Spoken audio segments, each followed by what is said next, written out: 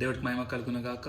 మరలా ఈ విధంగా మీ ముందుకు రావడానికి, వీడియోస్ చేయడానికి దేవుడు ఇచ్చిన కృపను బట్టి నేను దేవుడికి వందనాలు చెల్లిస్తున్నాను. సంవత్సరపు చివరి దినానికి వచ్చి ఉన్నాము. మరి ఈరోజు 31 డిసెంబర్ అండ్ రేపు 1 జనవరి. చాలా రెగ్యులర్గా మనం కోట్స్ వింటూ ఉంటాము. ఒక రోజే మారుతుంది, ఒక డేట్ మారుతుంది, ఏది మారేది, ఏమీ మారట్లేదు అని చెప్పి. కానీ ప్రియా దేవులారా, నిజంగా ఈరోజు మీరు చర్చెస్కి వెళ్ళినా, ఏదైనా ఆన్లైన్ వర్తమానం విన్నా, రాత్రి సమయాన మరి మీ జీవితం నిజంగా మార్చబడాలి అని మీరు అనుకున్నట్లయితే, రేపటి ఉదయకాలమున ఒక నూతన జీవితంలోనికి ప్రవేశించాలని, నూతన ఆశలతో మరి ఒక సంవత్సరమును మరి స్టార్ట్ చేయాలని చెప్పి మీరు ఆశ కలిగి ఉన్నట్లయితే, నీడ్ టు బిలీవ్, మీరు నమ్మి విశ్వసించినట్లయితే, దేవుడి నోట నుండి వచ్చి పలుకు ఒక్క మాట అయినా నా జీవితం మార్చగలుగుతుంది అని చెప్పి ఎప్పుడైతే మీరు నమ్మగలుగుతారో, మీ జీవితంలో కార్యం జరుగుతుంది.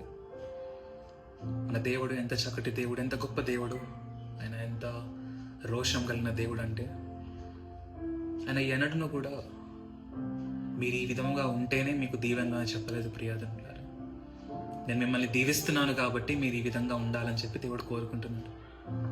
ఈ లోకపరంగా తల్లిదండ్రులు కావచ్చు, స్నేహితులు కావచ్చు, బంధువులు కావచ్చు, వారు కేవలము చెప్పే మాటలు ఏ విధంగా ఉంటాయంటే,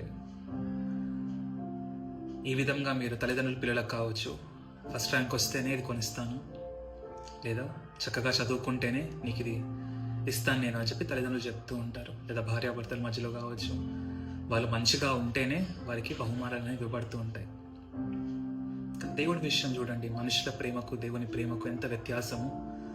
ఆయన ముందుగానే సమస్తమును ఇచ్చేసి, ఈ మాదిరిగా మీరు ఉంటే చాలు అని చెప్పిన గొప్ప దేవుడు మన యేసయ్య.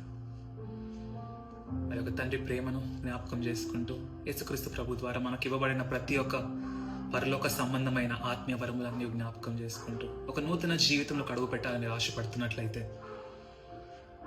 ఒకసారి యేసయ్య నా జీవితాన్ని మార్చేసే అని చెప్పి ప్రార్థన చేయండి. నా బ్రతుకుని మార్చు ప్రభు అని చెప్పి ప్రార్థన చేయండి. ఆయన సమస్తం మనకు అనుగ్రహించినాడు. ప్రియాదుండలారా, everything is already given on to us. కేవలము ఆయనకు నచ్చినట్లు జీవితం జీవించాలని చెప్పి ఆశపడుతున్నాడు. మరి మనలో ఉన్న ప్రాచీన స్వభావం, ఆ పాపపు తలంపులు కావచ్చు, ఆలోచనలు కావచ్చు, శరీరేచ్ఛలు కావచ్చు, అదేదైనప్పటికీ ఆ స్వభావం విడిచిపెట్టేసి, ఆయన నీతికి తగినట్లు, ఆయన ప్రేమకు తగినట్లు నవీన స్వభావం ధరింపజేసుకొని నూతన సంవత్సరంలో అడుగు పెడదాం. God bless you and Happy New Year.